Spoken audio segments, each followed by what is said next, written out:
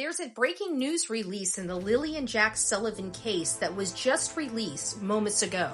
Lilly and Jack have been missing since May 2nd, and many of us are concerned. Law enforcement has let us know they believe the two siblings are deceased. However, where are they? They still have not been found. Moments ago, Nova Scotia RCMP distributed a news release. According to this news release, they say that this is an intensive investigation into the disappearance of Lilly and Jack Sullivan. They also provide us up-to-date information on where they are in the investigation without providing details specific to the investigation. They state that they have a whopping 5,000 video files. That's 5,000 independent video files, and more than 600 tips have been received from the public. Here's a new update. More than 60 people have been formally interviewed by the RCMP. Lastly, as many of you know, we have been discussing this pink blanket. It's being addressed in this latest news release as well, which tells me this blanket must be significant. They state a forensic examination of material located through ground and air searches in Lansdowne Station, including the pink blanket that officers seized on Lansdowne Road. And according to Sergeant Rob McCammon, there are over 800 active tasks associated with this case. All I can say is I pray that they first bring these babies home. And secondly, if anybody is responsible for the situation, which we all believe there is at least one person responsible, I pray that swift justice is had. Thank you for watching, and please don't forget to like, share, and subscribe.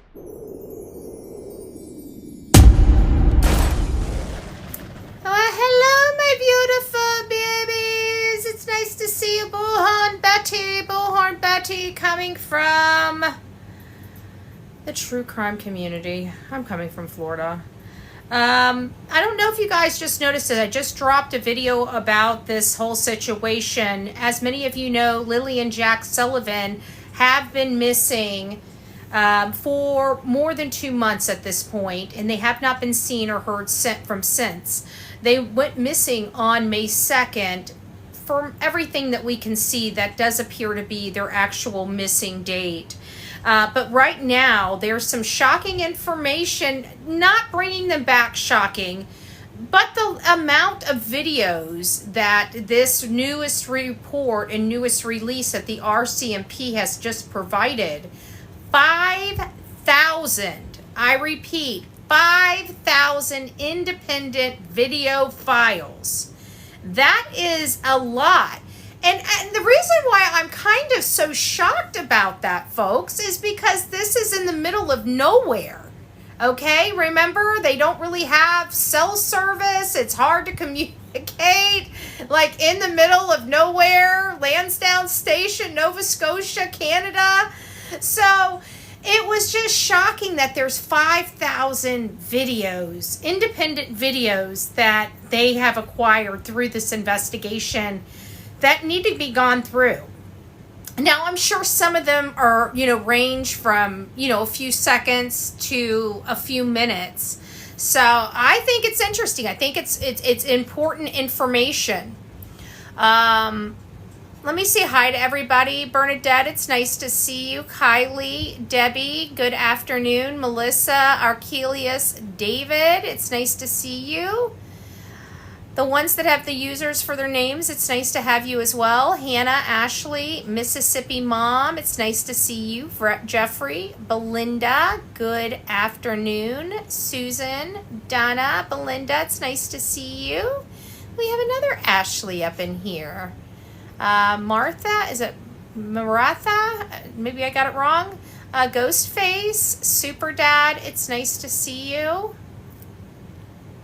Jody, Deanna, it's nice to see you. Sally Wright, hello. Is there an update? Yeah, we just received an update. A lot of great information here. Nothing that really is bringing them home, though. This is my problem. We've already been informed they're deceased. Okay, so we're already getting ourselves prepared for the worst of the worst. But they've been missing for 2 months. I mean, this goes beyond children just walking off from the home, okay? And I think it supports a lot of our opinions that there's foul play here. And there's foul play in play, right? And when you look in and around the family, you're learning that they're out there in the middle of nowhere. So if we're looking at who could possibly be responsible, it's pretty close to home. And what we find statistically is it's always pretty close to home. Only the outliers, right, are really the differences. It's the outliers that are the differences. This is more of, the mom is showing weird signs, the stepfather's showing weird signs, and 2 children are missing. I mean, it's not rocket science here. It's just finding the needle in the haystack, really. So 5,000, they said video files. So these are independent videos. And I have to think some range from a few seconds to a few minutes and maybe even longer. 600 tips have been received. And they have, this is a new update. Over 60 interviews have been completed, formal interviews from the RCMP. So that tells me that they're not just going back, to the ground zero and the people in and around their life. This sounds like they're going even further, maybe their employment, employers, co-workers, colleagues. Hey, Lori, it's nice to see you. That's what I'm assuming, because 60 is quite a lot of people. So you have to think, what is an interview or an interrogation for? It's to acquire information. And this story hasn't appeared correct, or something hasn't been right with it. Moreover, if these kids just wandered off and froze to death or met with elements, they should be easily found. These children haven't been found in 2 months, deceased or otherwise. That tells me more's here. I think that tells, which I believe law enforcement, there was something law enforcement didn't believe right up front, because they called in that major crimes unit right away. We can't forget that.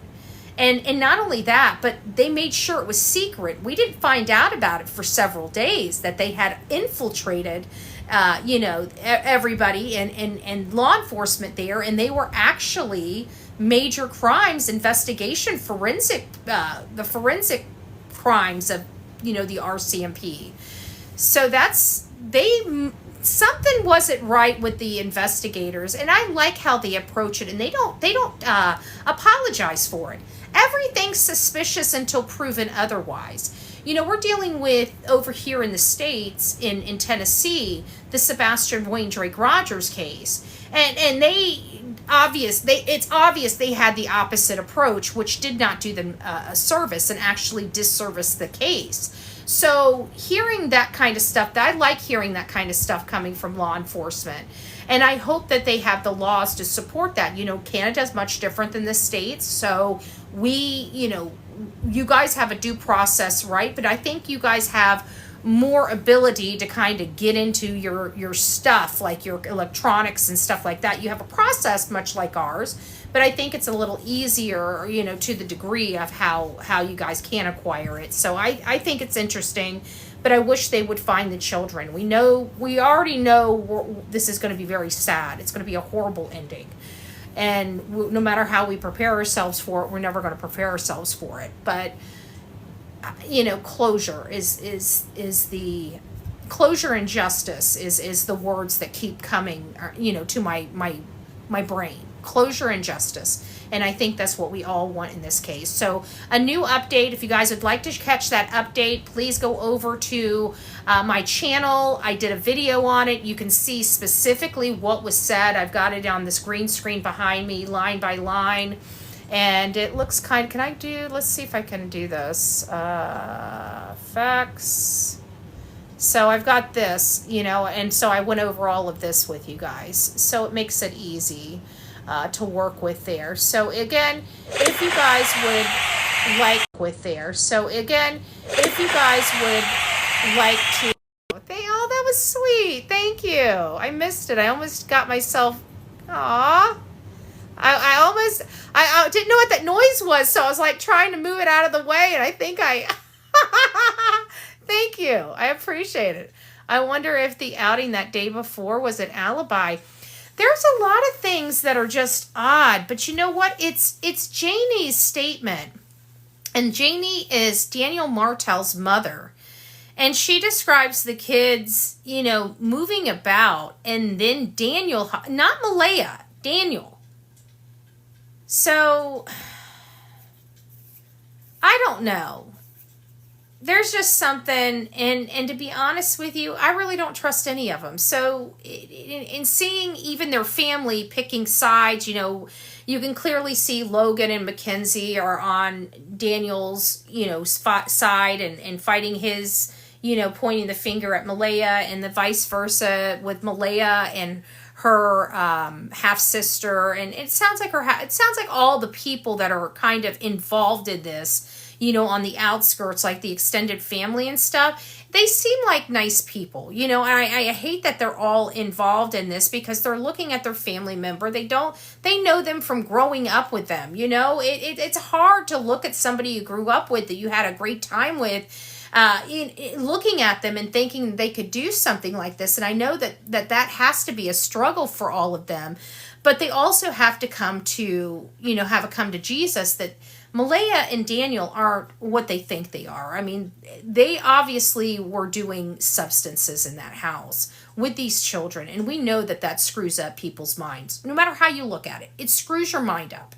And when you don't have it, it makes you volatile. It just brings on a whole host of other things going on.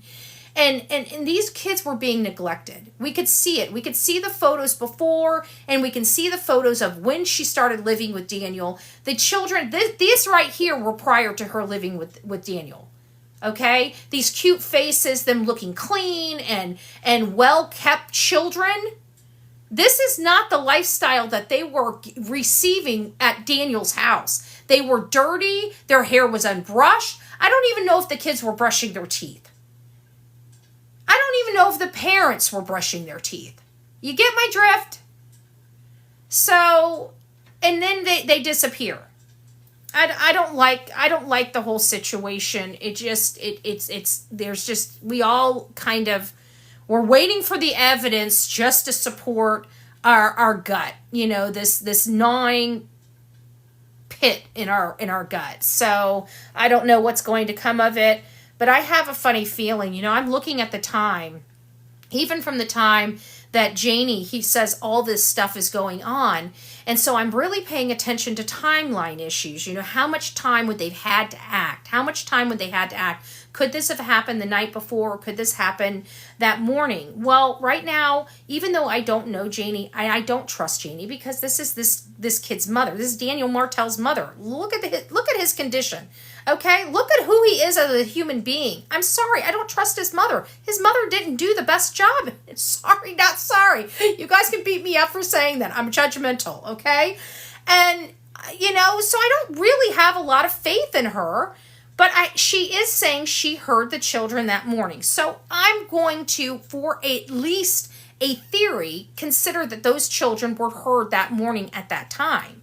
So from that time to the time they called 911 or called the children and missing at 10 a.m., that is what's reported by everybody. At 10 a.m., that's or around 10 a.m., closer to 10 a.m., and not 9:40, and that's why I'm being very clear. 10 a.m. is when that call came in.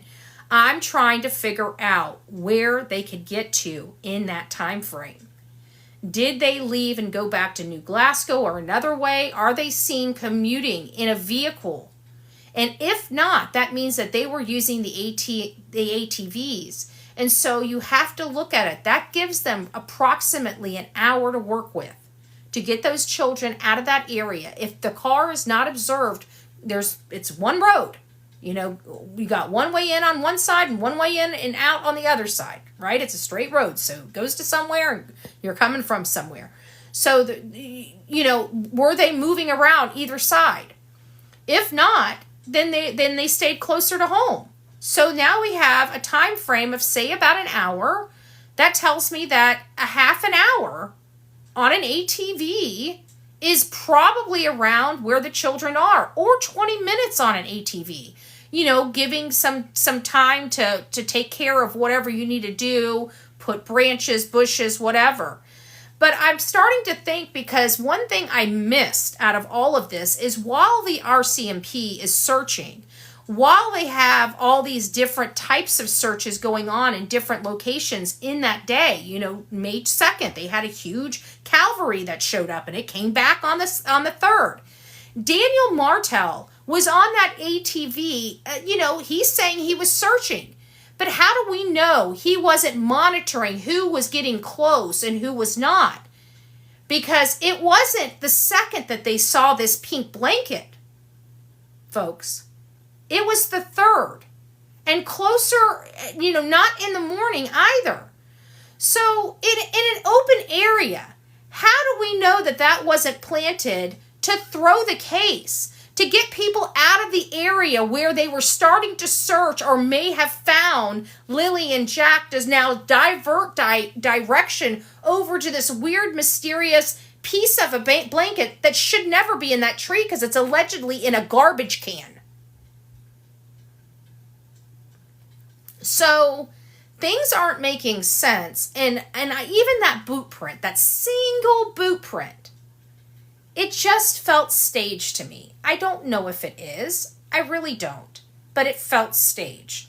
But knowing that there are video and is video footage that RCMP has acquired, a whopping 5,000 video files, I'm praying that something in there leads them where they need to go. But if I had to guess, I would start getting in, and I'm talking to people out there that are just like me. Find out where, go to Lansdowne Station, Gairloch Road, get on your ATVs, and get about 10 of them out there, and each person go in a different direction. And that's your direction, right? And you go up and down that direction until you see something. And do that 360 from that home. I feel like that they would find the children, if they can. I've seen the pictures of the forestry out there. It's pretty rough. It's pretty rough. So I don't see children 4 and 6 years old doing that. But anyways, I'll let you guys tell me what you think. Either comment on the video, or you can always email me at bullhornbetty@gmail.com. I'm here. If you guys have anything you'd like to share with me, I keep that stuff confidential. You know, it takes a court order to pull it. If you don't want your name associated with it, it literally takes a court order for your name to be associated with it. So I keep you guys under wraps. So if you guys would like to leak stuff to me, tell me stuff, please let me know. bullhornbetty@gmail.com. Take care.